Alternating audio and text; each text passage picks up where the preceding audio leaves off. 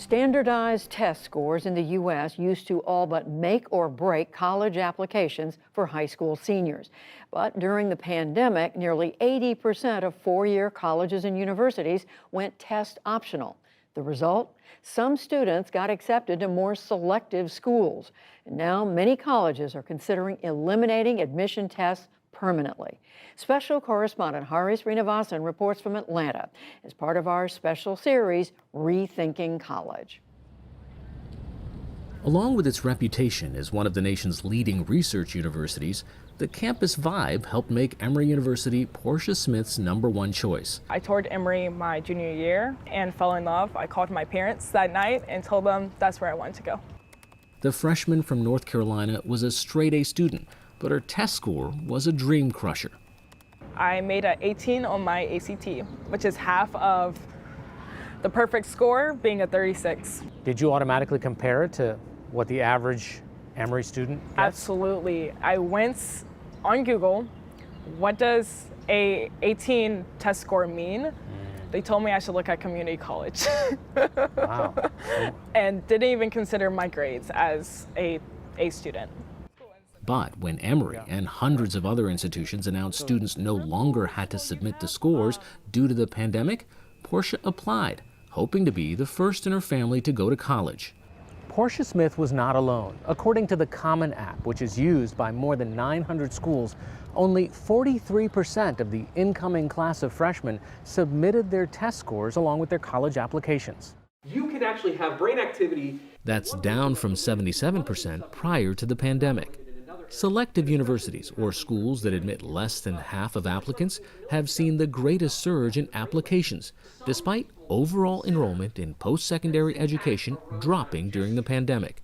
We went from about 75% of colleges requiring the SAT to almost none in a year. John Ladding, Emory's Dean of Admissions, said dropping the scores helped fuel the surge of applications, but also changed the composition of applicants. Last year, 31% of the students we admitted didn't submit scores. But what was eye-opening to us was how many students from lower income backgrounds or whose parents didn't happen to go to a college at all, or whose high schools are not feeders to world famous universities, how much they said, wow, that's great. You mean I can apply to Emory or somewhere else? That's where our applicant pool really grow, and we didn't expect that.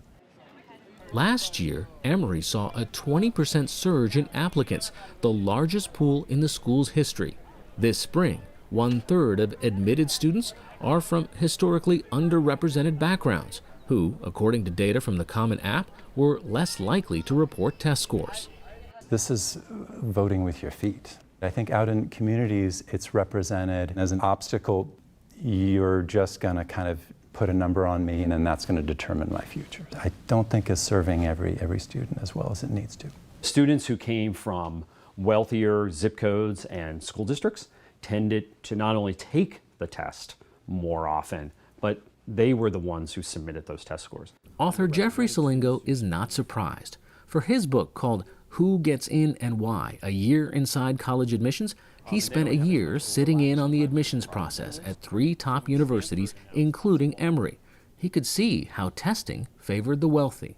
Underrepresented students who came from lower income zip codes tended not to take the test, or if they took the test, did not submit test scores. It's a really big divide. Tests were once seen as the key way to compare students from different high schools on a level playing field. What you learned in your interview. But Cassidy Puckett, an assistant professor of sociology at Emory, says that field isn't level for all. White students were doing better on more heavily weighted, easier items with common words like golf and canoe. But Black and Latinx students did better on items that were more academic and more difficult, although those were weighted less heavily. So words like vehemence and sycophant, which I can barely say. It's part of why, even before the pandemic, some schools, including the University of Chicago and Brandeis University, had moved away from using the tests as part of the admissions process. Teachers were really impressed with her in school. They certainly called her a powerhouse in the classroom. We were flies on the wall for conversations like the ones admissions counselors have at Emory. Each applicant gets a review by a pair of officers, and those applications that are too close to call get discussed in larger committees. I rated the letters of recommendation at the very top because in the school context, big public school, this student was certainly standing out for me on the read. I'm never going to. Mark Butt says Emory's holistic admissions process took on an urgency during the pandemic. What are the things that kind of leap off the page to you? We spend a lot of time looking at the context of the student. And so it's like, what were your opportunities in your high school? What courses are offered at your high school?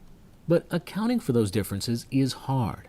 Even the essays, activities, recommendations can be gamed, says author Jeffrey Salingo. Many wealthier parents hire essay coaches to help their kids write the essay, to help them edit it. Many high schools provide coaching on the essays, but they do the same thing with the activities. The recommendations tend to be better from counselors and teachers at suburban, well-resourced high schools and private high schools. Then there's the money factor, an applicant's need versus ability to pay.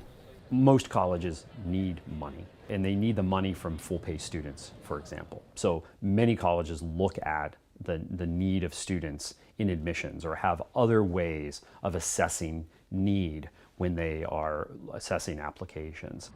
Emory, like many other universities, will be studying how their students who enrolled without test scores have fared. And they've extended the test optional policy for another year. For the rest of this year, we're going to study how our first-year students are doing. And of course, we'll start with the easy-to-measure things, like retention, what's going on with transcripts, grades, course selection. You know, is Emory serving as a catalyst for them to achieve their goals? Puckett, a first-generation college graduate herself, says the impact on campus goes beyond the students entering without test scores. In a field like sociology, where we ask them to think critically about society, how the world works, and apply that to their everyday experience, to have different voices at the table makes for a much richer conversation. For Portia Smith, her gamble paid off when she found out she was accepted last spring. I received congratulations and fell out my chair at the dinner table, and the next day I received the full ride. A full ride. Yes. You completed the coursework in high school. You did extracurricular activities. You stood out. You did things that were new to you. You may have done sports, so why just be seen for a test score? You can damage them separately in the brain and have different deficits. She's majoring in neuroscience and behavioral biology. It's a chance for her to fulfill her dream of helping her autistic sister.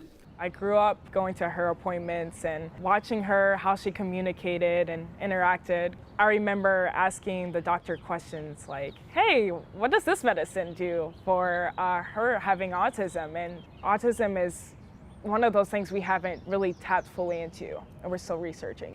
Several states are now considering laws to address the role that standardized admissions tests play at their public colleges. For the PBS NewsHour, I'm Hari Srinivasan in Atlanta.